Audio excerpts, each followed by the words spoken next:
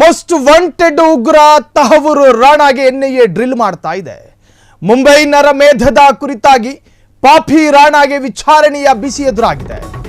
NIA ಕಚೇರಿಯ high security ಸೆಲ್ನಲ್ಲಿ ತಹವೂರು ರಾಣಾರನ್ನ ಬಹಳಷ್ಟು ಸೂಕ್ಷ್ಮ ವಿಚಾರಗಳ ಪ್ರಶ್ನೆಗಳನ್ನು ಕೇಳಲಾಗ್ತಾ ಇದೆ. ಮುಂಬೈ ನರಮೇಧದ ಮಾಸ್ಟರ್ ಮೈಂಡ್ ರಾಣಾ ಈಗ ಭಾರತಕ್ಕೆ ಬಂದಿದ್ದಾರೆ. ಅಂದ್ರೆ ಭಾರತಕ್ಕೆ ಶಿಫ್ಟ್ ಮಾಡಲಾಗಿದೆ. 12 ಅಧಿಕಾರಿಗಳ ಉನ್ನತ ಮಟ್ಟದ ತಂಡದಿಂದ ಡ್ರಿಲ್ ಮಾಡಲಾಗ್ತಾ ಇದೆ. ಎನ್ಐಎ ಮುಖ್ಯಸ್ಥ ಸದಾನಂದ ದಾಥೆ ನೇತೃತ್ವದಲ್ಲಿ ವಿಚಾರಣೆ. ಟೆರರ್ ತಹವೂರ್ ರಾಣಾಗೆ ಎನ್ಐಎ ಈಗ ಸಖತ್ ಡ್ರಿಲ್ ಮಾಡ್ತಾ ಇದೆ. ಮುಂಬೈ ನರಮೇಧದ ಕುರಿತಾಗಿ ಪಾಪಿ ರಾಣಾಗೆ ವಿಚಾರಣೆಯ ಬಿಸಿ.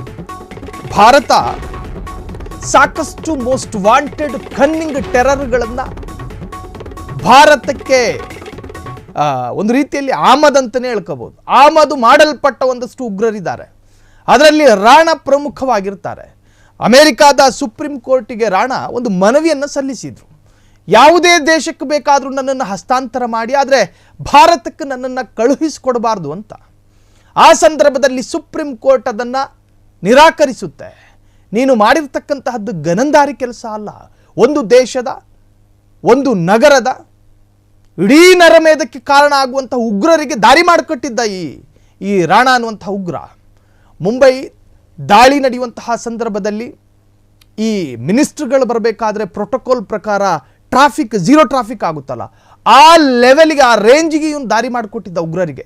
ಆ ಆರೋಪವನ್ನು ಎದುರಿಸ್ತಾ ಇರ್ತಕ್ಕಂತಹ ಒಬ್ಬ ಉಗ್ರ ಎನ್ಐಎ ಮುಖ್ಯಸ್ಥ ಸದಾನಂದ ದಾಥೆ ನೇತೃತ್ವದಲ್ಲಿ ಇಂಡಿಯಾದಲ್ಲಿ ಈತನನ್ನ ಎನ್ಕ್ವೈರಿ ಮಾಡಲಾಗ್ತಾ ಇದೆ. ಸಾಕಷ್ಟು ಈ ಹಿಂದೆಯೂ ಕೂಡ ಭಾರತದಲ್ಲಿ ಅನೇಕ ಏನಾದರೂ ಉಗ್ರ ಚಟುವಟಿಕೆಗಳಾಗಿದ್ದರೆ ಅದಕ್ಕೆ ಸಂಬಂಧಪಟ್ಟ ಹಾಗೆ ಒಂದಷ್ಟು ಮಾಹಿತಿ ಸಿಗ್ಬೋದು ಅನ್ನೋ ಕಾರಣಕ್ಕೋಸ್ಕರ ಇದು ಮುಂಬೈ ದಾಳಿ ಸಂದರ್ಭಕ್ಕೆ ಸಾಕ್ಷಿಯಾಗಿದ್ದ ಸದಾನಂದ ದಾಥೆ.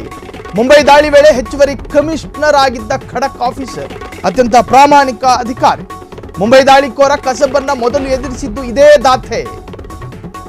ಈಗ ಸಂಚುಕೋರ ರಾಣಾ ವಿಚಾರಣೆ ನಡೆಸುತ್ತಿರುವಂತಹ ಸದಾನಂದ ದಾಥೆ ಮತ್ತು ಟೀಮ್.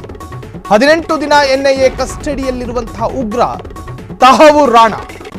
ತಡರಾತ್ರಿ ಪಟಿಯಾಲ ಕೋರ್ಟ್ ಕಟಕಟೆಯಲ್ಲಿ ನಿಂತಿದ್ದ ಮುಂಬೈ ದಾಳಿ ಸಂಚುಕೋರ ಶಂಕಿತ ಪಿತೂರಿಯನ್ನ ತನಿಖೆ ಮಾಡಲು ರಾಣಾನ ಕಸ್ಟಡಿ ವಿಚಾರಣೆ ಅತ್ಯಗತ್ಯ. ಹಾಗಾಗಿ ಎನ್ಐಎ ಕಸ್ಟಡಿಗೆ ತೆಗೆದುಕೊಂಡಿದ್ದಾರೆ. ಭಯೋತ್ಪಾದಕ ಚಟುವಟಿಕೆ ನಡೆಸುವ ಗುರಿ ಈತನದಿತ್ತ. ಎನ್ಐಎ ಪರ ಹಿರಿಯ ವಕೀಲ ದಯಾನ್ ಕೃಷ್ಣನ್ ವಾದ ಮಂಡನೆ ಮಾಡಿದ್ದಾರೆ.